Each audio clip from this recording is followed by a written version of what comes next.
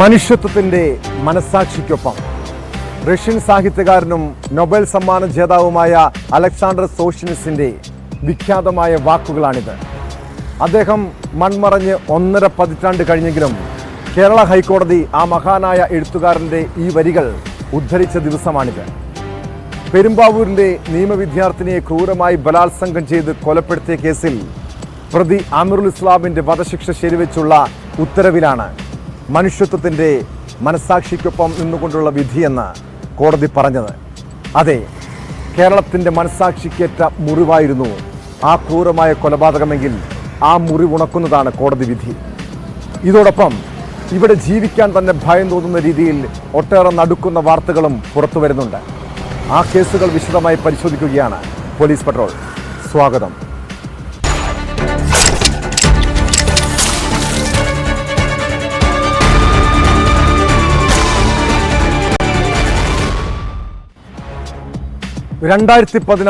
April 28 കേരളത്തിൻ്റെ കുറ്റകൃത്യങ്ങളുടെ ചരിത്രത്തിലെ ഒരു കറുത്ത ഏടാണ് ആ ദിവസം.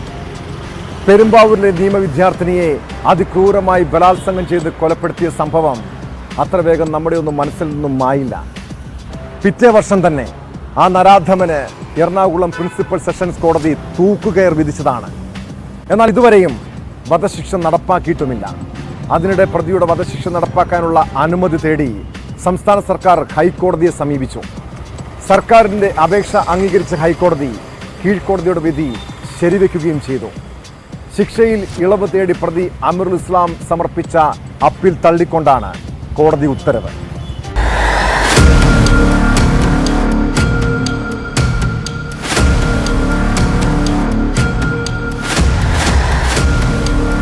കേരളത്തെ നടുക്കിയ അതിക്രൂരമായ കൊലപാതകത്തിലാണ് ഹൈക്കോടതി നിർണായക വിധി പ്രസ്താവിച്ചത്.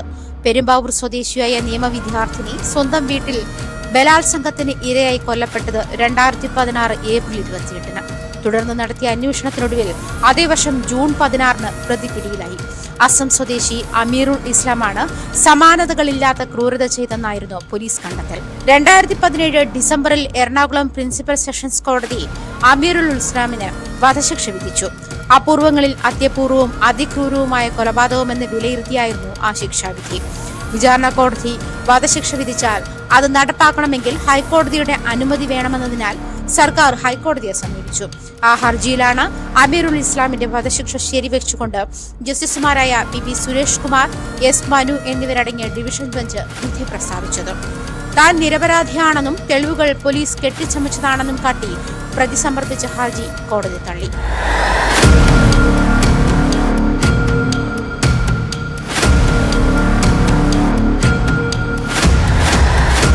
അതിക്രൂരമായ ബലാത്സംഗത്തിനിരയായാണ് നിയമവിദ്യാർത്ഥിനി കൊല്ലപ്പെട്ടതെന്ന് പോസ്റ്റ്മോർട്ടത്തിൽ വ്യക്തമായിരുന്നു. 38 മുറിവുകളാണ് യുവതിയുടെ ശരീരത്തിലുണ്ടായിരുന്നത്. ദൃക്സാക്ഷികളില്ലാത്ത കേസിൽ 4 നിന്ന് ലഭിച്ച DNA തെളിവുകൾ ഉൾപ്പെടെ ശാസ്ത്രീയ തെളിവുകളും 27 സാഹചര്യ തെളിവുകളും അമീറുൽ ഇസ്ലാമിനെതിരെ അന്വേഷണ സംഘം നിരത്തി. നിർഭയ കേസിനേക്കാൾ ഗൗരവകരമായ കേസാണിതെന്ന് special public prosecutor NK Unnikrishnan വിലയിരുത്തുന്നു. സംഭവം ഉണ്ടായ ഉടനെ തന്നെ ശേഖരിച്ച 3-4 ദിവസങ്ങളിൽ ശേഖരിച്ച തെളിവുകളാണ് ഈ കേസിന്റെ അടിസ്ഥാനം. ആ കേസ് അതിന്റെ പിൻബലത്തിലാണ് അന്വേഷണം തുടർന്നു പോകുന്നത്. തീർച്ചയായിട്ടും ആദ്യകാലത്ത് ശേഖരിച്ച തെളിവുകളുടെ അടിസ്ഥാനത്തിലാണ് തുടർന്നുള്ള അന്വേഷണം. ആ അന്വേഷണ ഉദ്യോഗസ്ഥന്മാർക്ക് കൃത്യമായിട്ട് ദിശയിലേക്കുള്ള അന്വേഷണം കൊണ്ടുപോകുവാനും പ്രതിയെ കണ്ടെത്തുവാനും ശാസ്ത്രീയമായ തെളിവുകളുടെ പിൻബലത്തിൽ കഴിഞ്ഞു എന്നുള്ളതാണ്. നീതി കിട്ടിയെന്നാണ് നിയമവിദ്യാർത്ഥിനിയുടെ അമ്മയുടെ പ്രതികരണം. അവനെ തൂക്കിക്കൊല്ലാൻ തന്നെ കോടതി വിധി പ്രഖ്യാപിച്ചു. നമുക്ക് അത് സന്തോഷമാണ്. എനിക്കിപ്പോൾ തൂക്കിക്കൊല്ലാൻ തന്നെ വിധിച്ചു. ഇത്ര നാൾ എനിക്ക് ഭയങ്കര പ്രയാസമായിരുന്നു, കാരണം ഇത്രയും കാലം നീണ്ടു പോയതുകൊണ്ട്. അപ്പോൾ എന്താവും എന്നുള്ളൊരു ജ്വരമായിരുന്നു. ഇന്നിപ്പോൾ അത് വിധി പ്രഖ്യാപിച്ചു, അവനെ തൂക്കിക്കൊല്ലാൻ തന്നെ പ്രഖ്യാപിച്ചു. നമുക്ക് കേസ് അനുകൂല്യമായി വിധി. എത്രയും വേഗം തൂക്കിക്കൊല്ലാൻ തന്നെയാണ്, ഇനി വെച്ചുകൊണ്ടിരിക്കാൻ പാടില്ല. കേസ് അന്വേഷിച്ച പോലീസ് ഉദ്യോഗസ്ഥർക്കും ഇത് അഭിമാന മുഹൂർത്തം. പ്രതിക്കെതിരെ തെളിവുകൾ നിരത്തി ബഹുമാനപ്പെട്ട കോടതി മുമ്പായി കുറ്റപത്രം സമർപ്പിക്കുക എന്നുള്ളതാണ് അന്വേഷണ ഉദ്യോഗസ്ഥന്റെ ലക്ഷ്യം. അവിടെ പിന്നെ വേവറിങ്ങിൻ്റെ ആവശ്യം വരുന്നില്ല. സത്യസന്ധമായ അന്വേഷണം പോലും ഭയപ്പെടേണ്ട കാര്യമില്ലല്ലോ. അതിന്റെ വിജയം കൂടിയാണ് ഇന്നത്തെ ബഹുമാനപ്പെട്ട കോടതി വിധി. അതേസമയം വിധിക്കെതിരെ സുപ്രീം കോടതിയെ സമീപിക്കുമെന്ന് അഡ്വക്കേറ്റ് BA ആളൂർ പറഞ്ഞു. ഒരു സാധാ എളുന്ത് പയ്യനെ കൊണ്ട് ഇത്രയും ശക്തയായ ഒരു വ്യക്തിയെ കീഴ്പ്പെടുത്തുകയും അവർക്കെതിരെ ഉള്ള ബലാത്സംഗം നടക്കുകയും ചെയ്തു എന്ന് പറയുന്നത് വളരെ നിയമവിരുദ്ധമാണ്. ഇനി ഇതിലുള്ള എല്ലാ പഴുതുകളും ബഹുമാനപ്പെട്ട സുപ്രീം കോടതിയിൽ ഈ പറയുന്ന പരിഗണനയ്ക്ക് ഈ കേസ് പരിഗണിക്കുമ്പോൾ അവിടെ ഉണ്ടാകുമെന്നുള്ളതാണ് ഞാൻ വിചാരിക്കുന്നത്. വിധി നടപ്പാക്കാൻ ഇനിയും കടമ്പകൾ ഏറെയാണെങ്കിലും ഇത് അസാധാരണമായ കേസെന്ന് തന്നെയാണ് നിയമവൃത്തങ്ങളുടെ വിലയിരുത്തൽ.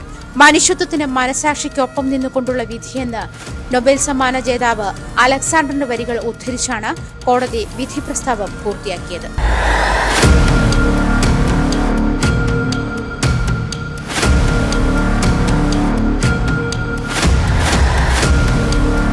ന്യൂസ് 18 കൊച്ചി. പെരുമ്പാവൂരിലെ നിയമവിദ്യാർത്ഥിനിയെ ബലാത്സംഗം ചെയ്ത് കൊലപ്പെടുത്തിയ കേസ് നമ്മുടെ നാട്ടിലെ ഒറ്റപ്പെട്ട സംഭവമായിരുന്നില്ല. പിന്നീട് നിരവധി പെൺകുട്ടികൾ സ്വന്തം വീട്ടിൽ വെച്ച് ക്രൂരമായ പീഡനത്തിന് ഇരകളായി. ഇതിൽ ഏറ്റവും ഒടുവിലത്തെ ഇരയായിരുന്നു കാസർഗോഡ് പടന്നക്കാട്ടെ 10 വയസ്സുകാരി. സ്വന്തം വീട്ടിൽ കിടന്നുറങ്ങുകയായിരുന്ന പെൺകുട്ടിയെ തട്ടിക്കൊണ്ടുപോയി പീഡിപ്പിച്ച കേസിൽ പ്രതിയെ പോലീസ് തിരിച്ചറിഞ്ഞു. കുടക് സ്വദേശിയായ യുവാവാണ് നാടിനെ നടുക്കിയ അതിക്രമം നടത്തിയതെന്ന് സ്ഥിരീകരിച്ചു. പ്രതി കസ്റ്റഡിയിലുള്ളതായും സൂചനയുണ്ട്. പ്രതിയെ തിരിച്ചറിയാൻ നിർണായകമായത് ന്യൂസ് 18 പുറത്തുവിട്ട CCTV ദൃശ്യങ്ങളാണ്.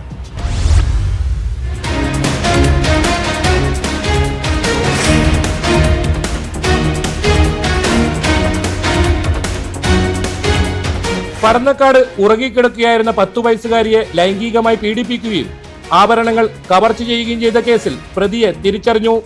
പ്രതി കസ്റ്റഡിയിലുള്ളതായും സൂചനയുണ്ട്. ഇയാൾക്കെതിരെ സമാനമായ കുറ്റകൃത്യം നടത്തിയതിന് കുടകിലും കേസുണ്ട്. 10ാം തരം വിദ്യാർത്ഥിനിയെ സ്കൂളിലേക്ക് പോകുന്നതിനിടെ പീഡിപ്പിച്ചുവെന്നാണ് കേസ്. കുടക് സ്വദേശിയായ ഇയാൾ വിവാഹം കഴിച്ചതിന് ശേഷം വർഷങ്ങളായി ഇവിടെയാണ് താമസം. പെൺകുട്ടിയെ തട്ടിക്കൊണ്ടുപോയ സംഭവം നടന്ന വീടിന് 500 മീറ്റർ മാത്രം അകലെയാണ് ഇയാളുടെ ഭാര്യ വീട്. സംഭവം നടന്ന ബുധനാഴ്ച മുതൽ ഇയാളെ കാണാനില്ലായിരുന്നു. കേസിൽ നിർണായകമായത് ന്യൂസ് 18 പുറത്തുവിട്ട പ്രതിയുടെ CCTV ദൃശ്യങ്ങളാണ്. ഈ ദൃശ്യം ശ്രദ്ധയിൽപ്പെട്ട ബന്ധുക്കൾ വിവരം പോലീസിനെ അറിയിച്ചു. ദൃശ്യങ്ങളിൽ മുഖം വ്യക്തമല്ലെങ്കിലും ഇയാളുടെ നടത്തവും ശരീരപ്രകൃതവും കണ്ടാണ് ബന്ധുക്കൾ തിരിച്ചറിഞ്ഞത്. പിന്നീട് പോലീസ് നടത്തിയ വിശദമായ അന്വേഷണത്തിൽ പ്രതി ഇയാളെന്ന് സ്ഥിരീകരിച്ചു. രാത്രികാലങ്ങളിൽ അലഞ്ഞുതിരിഞ്ഞു നടക്കുന്ന ഇയാൾക്ക് തേങ്ങാ മോഷണവും പതിവാണ്. ഏതാനും ദിവസങ്ങൾക്ക് മുൻപ് പ്രദേശത്തെ ഒരു വീട്ടിൽ അതിക്രമിച്ചു കയറി ഇയാൾ അവിടെ നിന്നും ആഭരണങ്ങൾ കവർച്ച ചെയ്യുകയും പിറകുവശത്തെ വാതിലിലൂടെ രക്ഷപ്പെടുകയും ചെയ്തിരുന്നു. എന്നാൽ മുക്കുപണ്ടമായതിനാൽ വീട്ടുകാർ പരാതി നൽകിയിരുന്നില്ല. ഇയാൾക്കെതിരെ കൂടുതൽ കേസുകൾ ഉണ്ടോയെന്നും പോലീസ് അന്വേഷിക്കുന്നുണ്ട്. പ്രദേശത്തെ 100-ലധികം CCTV ദൃശ്യങ്ങളാണ് പോലീസ് ശേഖരിച്ചത്. ബുധനാഴ്ച പുലർച്ചെ 2:30-നാണ് വീട്ടിൽ ഉറങ്ങിക്കിടക്കുകയായിരുന്ന 10 വയസ്സുകാരിയെ തട്ടിക്കൊണ്ടുപോയി ലൈംഗികമായി പീഡിപ്പിക്കുകയും ആഭരണങ്ങൾ കവർ ചെയ്യുകയും ചെയ്തത്. DIG തോംസൺ ജോസിന്റെ മേൽനോട്ടത്തിൽ 3 DYSPമാർ അടങ്ങുന്ന പ്രത്യേക സംഘം രൂപീകരിച്ചാണ് അന്വേഷണം.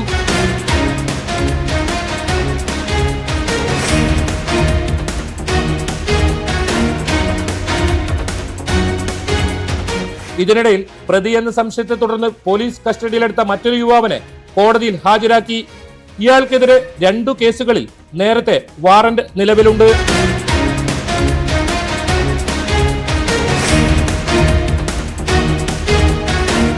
ന്യൂസ് 18 കാസർഗോഡ്. സ്വന്തം ശരീരവും ശരീരാവയവങ്ങളും വിൽക്കാൻ മനുഷ്യർ തയ്യാറായി നിൽക്കുമ്പോൾ നമ്മുടെ നാട്ടിൽ മാഫിയകൾ തഴച്ചു വളരുകയാണ്. ഇതിൽ രാജ്യാന്തര അവയവക്കടത്ത് റാക്കറ്റുമായി ബന്ധപ്പെട്ട് പുറത്തുവരുന്ന വാർത്തകൾ കേട്ടാൽ തന്നെ ഭയം തോന്നാം. കൊച്ചിയിൽ അവയവക്കടത്ത് റാക്കറ്റിലെ പ്രധാന പിടിയിലായ കേസിൽ അന്വേഷണം വ്യാപിപ്പിക്കുകയാണ് പോലീസ്. മുഖ്യകണ്ണി തൃശൂർ വലപ്പാട് സ്വദേശി സബിത് നാസറിൽ നിന്നും നിർണായകമായ വിവരങ്ങളാണ് അന്വേഷണ സംഘത്തിന് ലഭിച്ചത്. ഹൈദരാബാദ്, ബംഗളൂരു നഗരങ്ങളിലെ യുവാക്കളെയാണ് ഇറാനിലേക്ക് അവയവ കൈമാറ്റത്തിനായി കടത്തിയതെന്ന് വിവരമുണ്ട്. ഇരകളായവർക്ക് 6 ലക്ഷം രൂപ വരെയാണ് നൽകിയിരുന്നത്. ഈ കേസുമായി ബന്ധപ്പെട്ട് കൊച്ചി സ്വദേശിയായ ഇടനിലക്കാരനെയും പോലീസ് കസ്റ്റഡിയിലെടുത്തിട്ടുണ്ട്.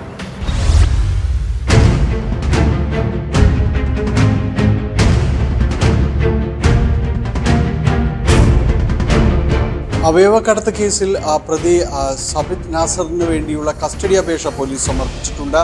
ഇന്ന് കോടതിയിൽ ഹാജരാക്കിയ സബിത്തിനെ കോടതി റിമാൻഡ് ചെയ്യുകയായിരുന്നു. ഇയാളിൽ നിന്ന് കൂടുതൽ വിവരങ്ങൾ തേടാനുണ്ട്. കാരണം ഇതൊരു വലിയ രീതിയിലുള്ളൊരു മാഫിയയാണ് ഇതിൽ പ്രവർത്തിക്കുന്നത്. അന്താരാഷ്ട്ര തലത്തിൽ ഇതിന് ബന്ധങ്ങൾ തന്നെയുണ്ട്. നിലവിൽ ഇയാളിലൂടെ മാത്രം 20 പേരിൽ നിന്നായിട്ട് അവയവങ്ങൾ സ്വീകരിച്ചവരുണ്ട് എന്നതടക്കമുള്ള വിശദാംശങ്ങൾ കോടതിയിൽ സമർപ്പിച്ചിട്ടുണ്ട്. ഇതെല്ലാം ചൂണ്ടിക്കാണിച്ചുകൊണ്ടാണ് ഇയാളിൽ നിന്ന് കൂടുതൽ വിവരങ്ങൾ തേടേണ്ടതുണ്ട്. ഇയാളെ കസ്റ്റഡിയിൽ വെച്ച് തന്നെ ചോദ്യം ചെയ്യേണ്ട ആവശ്യമുണ്ട്. കൂടുതൽ പേർ ഇതിൽ പ്രതികളാകാനുള്ള സാധ്യത നിലനിൽക്കുന്നു. ഒപ്പം തന്നെ കൂടുതൽ പേരെ കസ്റ്റഡിയിലെടുത്തും ചോദ്യം ചെയ്യേണ്ടതുണ്ട്. അപ്പോൾ ഈ ഒരു ഘട്ടത്തിൽ ഇയാളെ ചോദ്യം ചെയ്യേണ്ടത് കേസിൻ്റെ മുന്നോട്ട് പോക്കിൻ്റെ അനിവാര്യത തന്നെയാണ് എന്ന് സൂചിപ്പിച്ചുകൊണ്ടാണ് അന്വേഷണ സംഘം ഇന്ന് കോടതിയിൽ അപേക്ഷ നൽകിയിട്ടുള്ളത്. കസ്റ്റഡി അപേക്ഷ വരും ദിവസങ്ങളിൽ തന്നെ പരിഗണിക്കുകയും ചെയ്യും. സ്വാഭാവികമായും കസ്റ്റഡിയിലേക്ക് വിടാനുള്ളൊരു സാധ്യത തന്നെയാണ് നിലനിൽക്കുന്നത്. കാരണം ഇത് വലിയ രീതിയിൽ തന്നെ ചർച്ച ചെയ്യപ്പെട്ടുകൊണ്ട് തന്നെയാണ് ഈ കേസ് മുന്നോട്ട് പോകുന്നത്.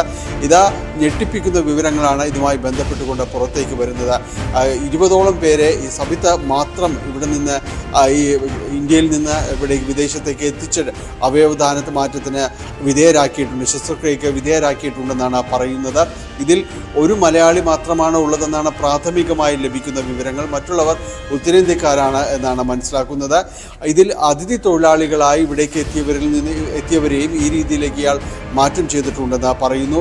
ഇവർ സാമ്പത്തിക അവസ്ഥ ഇതെല്ലാം കണ്ടുകൊണ്ട് ഇവരെ സമീപിക്കുകയും ഒപ്പം അവരോട് ഇത് നിയമവിധേയമായാണ് ഈ കാര്യങ്ങൾ വിദേശത്ത് നടക്കുന്നതെന്ന് അവരെ പറഞ്ഞ് തെറ്റിദ്ധരിപ്പിച്ചാണ് ഇവരെ ഇതിനെ കൊണ്ടുപോവുകയും ചെയ്യുന്നത്.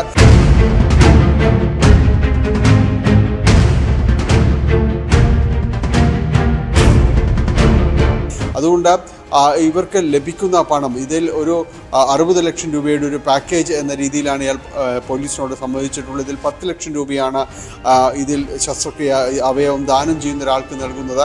മറ്റു കാര്യങ്ങളെല്ലാം തന്നെ കമ്മീഷനായി മറ്റുമായി വീതിക്കപ്പെടുകയാണെന്നാണ് പറയുന്നത്. പക്ഷേ ഈ തുക എങ്ങനെയാണ് ഇവർക്ക് കൈമാറ്റം ചെയ്യുന്നത്, ഇത് ആരിലേക്കെല്ലാം എത്തുന്നു, കമ്മീഷനായി ലഭിക്കുന്നതിൽ ആരെല്ലാം ഇടനിലക്കാരുണ്ട് എന്ന് തുടങ്ങി ഒട്ടനവധി ചോദ്യങ്ങൾ ഈ കേസുമായി ബന്ധപ്പെട്ട് ബാക്കി നിൽക്കുന്നുണ്ട്. ഇയാളെ ചോദ്യം ചെയ്തതിൽ നിന്ന് ഒരാൾ കൂടി കസ്റ്റഡിയിലായിട്ടുണ്ടെന്നാണ് അറിയാൻ സാധിക്കുന്നത്. അത് കൊച്ചി സ്വദേശിയാണ്. ഇതിൻ്റെ എല്ലാം ഇടനിലക്കാരായി വർത്തിച്ച ആളുകളിലേക്കും ഇപ്പോൾ അന്വേഷണം ചെല്ലുന്നതിൻ്റെ ഭാഗമായിട്ടാണ് ഒരാളെ കൂടി കസ്റ്റഡിയിലെടുത്തിട്ടുള്ളതായി പറയുന്നത്. വർഷങ്ങൾക്ക് മുൻപ് ഈ സബിത്ത് ഇപ്പോൾ നടത്തിയ ഈ ഇടനിലക്കാരനെ ഇപ്പോൾ ഈ ഏജൻറ്റ് ഇയാൾ തന്നെയും തൻ്റെ കിഡ്നി വിൽക്കാനായിട്ട് ഇയാൾ ശ്രമിച്ചു. ഇതിൻ്റെ ഭാഗമായി ഹൈദരാബാദ് എത്തുകയും പിന്നീട് അത് നടക്കാതെ വരികയും ചെയ്തു. പക്ഷേ ആ അവസരത്തിൽ ഇയാൾ ഉണ്ടാക്കിയ ബന്ധങ്ങൾ മറ്റുള്ളവരെ പരിചയപ്പെടുകയും അടക്കമുള്ള കാര്യങ്ങളുണ്ടായിരുന്നു. അതിലൂടെയാണ് ഇത്തരമൊരു മാഫിയ അങ്ങനെ പ്രവർത്തിക്കുന്നു, അതിൻ്റെ ഒരു കണ്ണിയാവുക എന്ന രീതിയിലേക്ക് ഇയാൾ മാറുകയും ചെയ്തത്.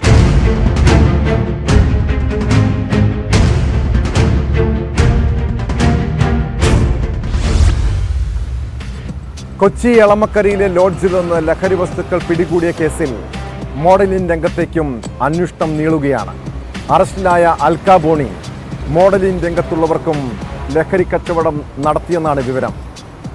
ലഹരി കച്ചവടത്തിൽ അൽക്കയുടെ പങ്കാളികളായി പ്രവർത്തിച്ചതും മോഡലിംഗ് രംഗത്തെ പെൺസുഹൃത്തുക്കളെന്നും പോലീസ് പറയുന്നു.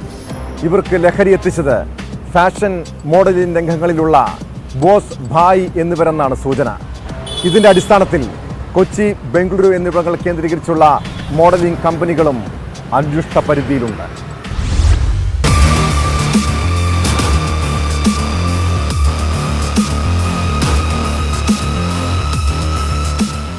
കഴിഞ്ഞ ദിവസമാണ് എളമക്കരയിലെ ഒരു ലോഡ്ജിൽ നിന്ന് കൊക്കൈൻ, മെത്താഫെറ്റമിൻ, കഞ്ചാവ് അടക്കമുള്ള ലഹരി വസ്തുക്കളുമായി വരാപ്പുഴ സ്വദേശിനിയായ അൽക്ക ബോണി ഉൾപ്പെടെ 6 പേരെ പോലീസ് അറസ്റ്റ് ചെയ്യുന്നത്.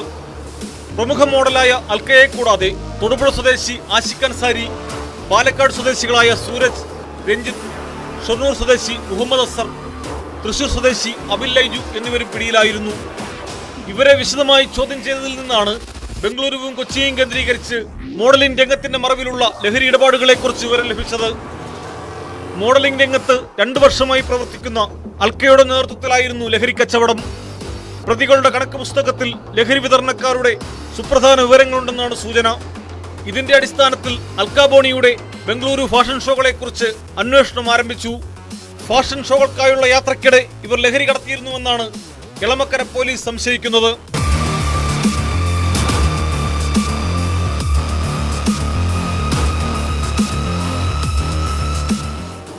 മാരകമായ ലഹരി വസ്തുക്കൾ ബംഗളൂരുവിൽ നിന്നാണ് കൊച്ചിയിലെത്തിച്ചതെന്ന് അന്വേഷണ സംഘത്തിന് വിവരം ലഭിച്ചിരുന്നു.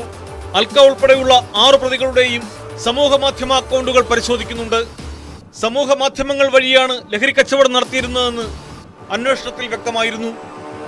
പിടിയിലായവരുടെ മൊഴിയിലുള്ള ബോസ്, ഹായി എന്നിവരെ കണ്ടെത്താനും ശ്രമം തുടങ്ങി. ഈ പേരുകൾ അന്വേഷണം വഴിതെറ്റിക്കാൻ പറയുന്നതാണോ എന്നും പോലീസ് സംശയിക്കുന്നു. ഇവർ ബോസ് എന്ന് വിളിക്കുന്നയാൾക്ക് പ്രതിദിനം 45,000 രൂപയാണ് ലഭിക്കുന്നതെന്നാണ് വിവരം. ലഹരിമരുന്ന് സ്വന്തം ഉപയോഗത്തിനും വിപണനത്തിനുമായി കൊണ്ടുവന്നതെന്നാണ് പോലീസ് പറയുന്നത്.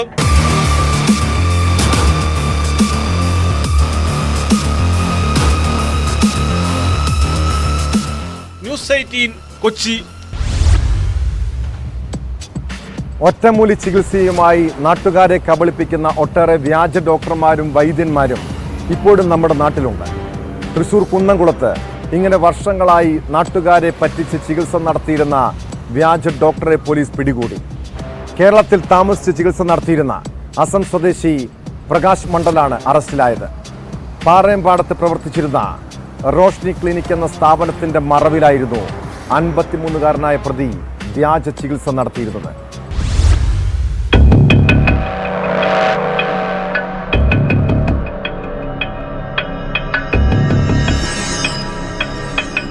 ചികിത്സിക്കാൻ ആവശ്യമായ രേഖകളില്ലാതെ പൈൽസിനും ഫിസ്റ്റൂലയ്ക്കും ചികിത്സ നടത്തിയതിനാണ് അസം സ്വദേശി പ്രകാശ് മണ്ഡലിനെ കുന്നംകുളം പോലീസ് പിടികൂടിയത്. പറയമ്പാടത്ത് വാടക വീടെടുത്ത് ആരംഭിച്ച റോഷ്നി ക്ലിനിക് എന്ന സ്ഥാപനത്തിന്റെ മറവിലാണ് ഇയാൾ വ്യാജ ചികിത്സ നടത്തിയിരുന്നത്. Kunnamkulam station house officer UK ഷാജഹാന്റെ നിർദ്ദേശപ്രകാരം പ്രിൻസിപ്പൽ സബ് ഇൻസ്പെക്ടർ ജിഷീലിന്റെ നേതൃത്വത്തിലുള്ള പോലീസ് സംഘമാണ് പ്രതിയെ അറസ്റ്റ് ചെയ്തത്.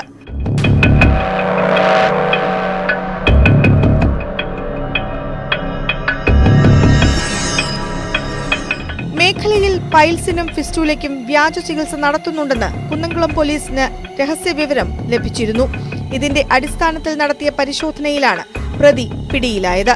ക്ലിനിക്കിൽ പോലീസ് നടത്തിയ പരിശോധനയിൽ നിരവധി രേഖകളും ചികിത്സയ്ക്കായി ഉപയോഗിക്കുന്ന വസ്തുക്കളും പിടികൂടി. വൈദ്യപരിശോധനയ്ക്ക് ശേഷം കോടതിയിൽ ഹാജരാക്കിയ പ്രതിയെ റിമാൻഡ് ചെയ്തു.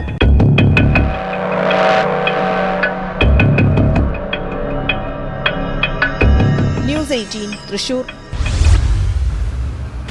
കാസർഗോഡ് മഞ്ചേശ്വരത്തും മൊഗ്രാൽ പുത്തൂരിലും മോഷ്ടാക്കൾ നാട്ടുകാരുടെ ഉറക്കം കെടുത്തുകയാണ്. കാസർഗോഡ് 2 ഇടങ്ങളിൽ വൻ കവർച്ചയുണ്ടായി.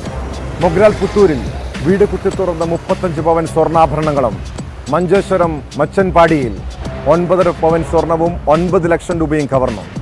മഞ്ചേശ്വരത്ത് നടന്ന കവർച്ചയുടെ CCTV ദൃശ്യങ്ങൾ ന്യൂസ് 18 ലഭിച്ചു. സംഭവത്തിൽ പോലീസ് കേസെടുത്ത് അന്വേഷണം ഊർജിതമാക്കിയിട്ടുണ്ട്.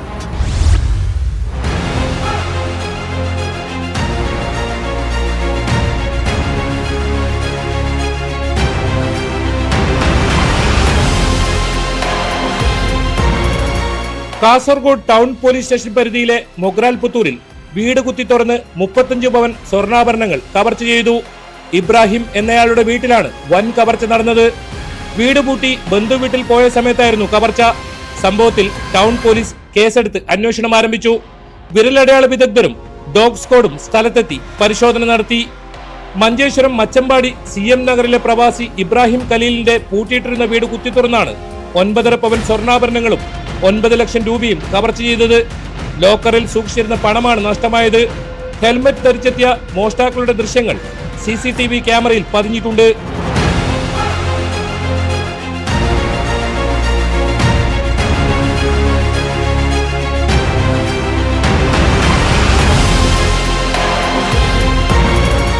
വീട്ടിൽ മോഷ്ടാക്കൾ കയറുന്ന ദൃശ്യം വിദേശത്ത് നിന്നാണ് ഇബ്രാഹിം ഖലീൽ കാണുന്നത്.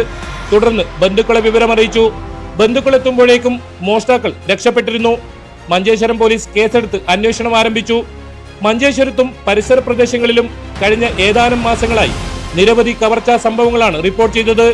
ഉപ്പള, സോങ്കാൽ, പ്രതാപ് നഗറിൽ വീട് കുത്തിത്തുറന്ന് 5 പവൻ സ്വർണ്ണാഭരണങ്ങളും 35,000 രൂപയും കവർച്ച നടന്നിരുന്നു. ബദറുൽ മുനീറിന്റെ വീട് കുത്തിത്തുറന്ന് അകത്ത് കടന്ന മുഖംമൂടി സംഘം തോക്ക് ചൂണ്ടിയാണ് കവർച്ച നടത്തിയത്. കുമ്പള ശാന്തിപ്പള്ളത്ത് വീട് കുത്തിത്തുറന്ന് 23 പവൻ സ്വർണ്ണാഭരണങ്ങളും വിദേശ കറൻസികളുമാണ് കവർച്ച ചെയ്തത്. തൃക്കരിപ്പൂർ പേക്കടത്ത് പരുത്തിച്ചാലിൽ MB രവീന്ദ്രന്റെ വീട് കുത്തിത്തുറന്ന് 6 പവൻ സ്വർണ്ണാഭരണങ്ങളും 15,000 രൂപയും കവർന്നിരുന്നു. കുടുംബം ബംഗളൂരുവിൽ മകളുടെ വീട്ടിൽ പോയ സമയത്തായിരുന്നു കവർച്ച. കേസിൽ അന്വേഷണം നടന്നു വരുന്നതിനിടെയാണ് ജനങ്ങളെ ആശങ്കയിലാഴ്ത്തി വീണ്ടും കവർച്ച നടന്നത്. ജില്ലയിൽ വിവിധ പ്രദേശങ്ങളിൽ നിരവധി വീടുകളിൽ കവർച്ചാ ശ്രമവും റിപ്പോർട്ട് ചെയ്തിട്ടുണ്ട്.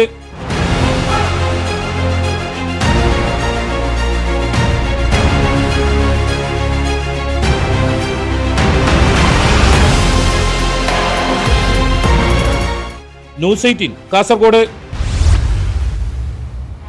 വീട് പൂട്ടി യാത്ര പോകുന്നവർ നിങ്ങളുടെ വീടും പരിസരവും സുരക്ഷിതമാണോ എന്ന് ഉറപ്പുവരുത്തണം. അടച്ചിട്ട വീടുകൾ ലക്ഷ്യമിട്ട് നടത്തുന്ന മോഷണം ഇപ്പോൾ തുടർക്കഥയായിട്ടുണ്ട്. കൊല്ലം പൂയപ്പള്ളിയിൽ നിന്നും പുറത്തു വരുന്നത് സമാന സംഭവങ്ങളാണ്. ആക്രി കച്ചവടത്തിനെന്ന വ്യാജേന എത്തിയ മോഷ്ടാക്കൾ വീടുകളിൽ നിന്ന് കുടിവെള്ള പൈപ്പിന്റെ വാട്ടർ മീറ്ററുകൾ കവർന്നു. ഒടുവിൽ നാടകീയ നീക്കങ്ങളിലൂടെ നാട്ടുകാർ മോഷ്ടാക്കളെ പിടികൂടി പോലീസിലേൽപ്പിച്ചു.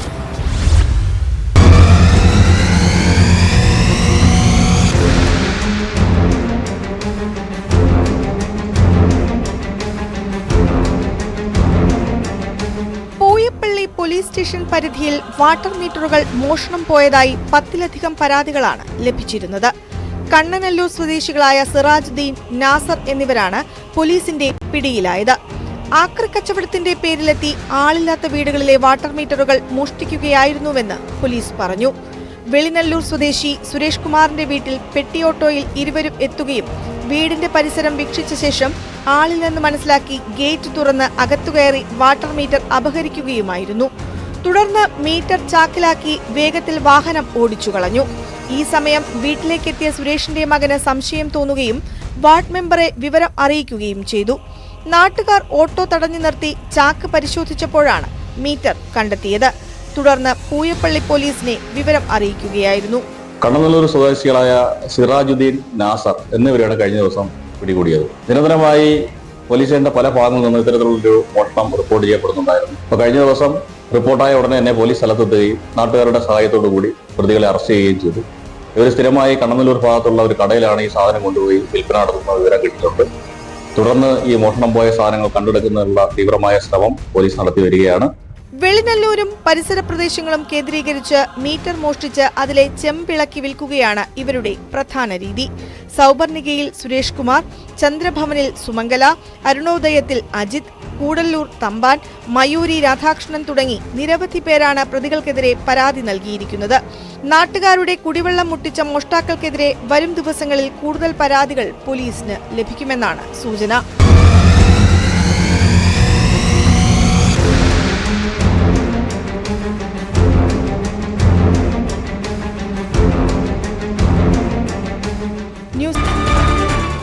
കരമന അഖിൽ കൊലക്കേസിൽ പ്രതികൾ ഈ മാസം 23 വരെ പോലീസ് കസ്റ്റഡിയിൽ. 6 പ്രതികളെയാണ് കസ്റ്റഡിയിൽ വിട്ടത്.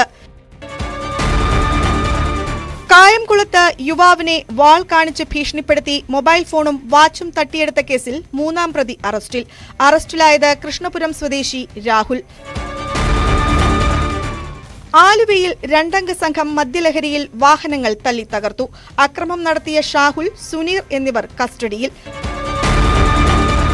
തൃശൂരിൽ വീട് കയറി ആക്രമിക്കുകയും പോലീസിനെ കയ്യേറ്റം ചെയ്യാൻ ശ്രമിക്കുകയും ചെയ്ത കുപ്രസിദ്ധ ഗുണ്ടകൾ അറസ്റ്റിൽ. അറസ്റ്റിലായത് മുല്ലശ്ശേരി സ്വദേശി ഹനീഫ, ഏങ്ങണ്ടിയൂർ സ്വദേശി മിഥുൻ, എളവള്ള സ്വദേശി സനോജ് എന്നിവർ. ബംഗളൂരുവിൽ നിന്ന് കൊച്ചിയിലേക്ക് കടത്തിയ 15 ഗ്രാമോളം MDMA-യുമായി കണ്ണൂർ സ്വദേശി പിടിയിൽ. ചാലക്കുടിയിൽ പിടിയിലായത് ഇരിട്ടി സ്വദേശി അമൽകൃഷ്ണൻ. പന്തീരാങ്കാവ് ഗാർഹിക പീഡന കേസിൽ പ്രതി രാഹുലിന്റെ അമ്മയുടെയും സഹോദരിയുടെയും മുൻകൂർ ജാമ്യ ഹർജി പരിഗണിക്കുന്നത് ഈ മാസം 27-ലേക്ക് മാറ്റി. അറസ്റ്റ് തടയണമെന്ന ആവശ്യം അംഗീകരിക്കാതെ കോടതി. ഇന്ത്യയിൽ ആക്രമണം നടത്താൻ പദ്ധതിയിട്ട 4 IS ഭീകരർ അഹമ്മദാബാദ് വിമാനത്താവളത്തിൽ പിടിയിൽ. ശ്രീലങ്കൻ സ്വദേശികളെ പിടികൂടിയത് ഗുജറാത്ത് ഭീകരവിരുദ്ധ സ്ക്വാഡ്.